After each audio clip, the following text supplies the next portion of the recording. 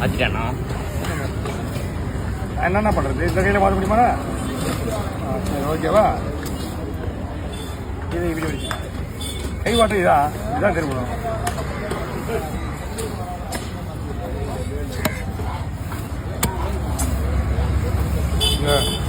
இந்த வருஷத்தில் என்ன வருதுன்னு தெரியல.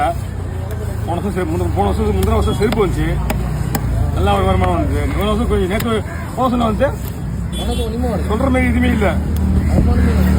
போட்டு வரணும் ரொம்ப போன முறை ஏதாவது ஒரு பட்டுன்னு ஒரு லக்கா ஒன்று மாட்டிச்சுன்னா போன வருஷம் முந்தின வருஷம் செருப்பு அமாவாசை நல்ல அதுதான் அப்படிதான் இருக்குண்ணே.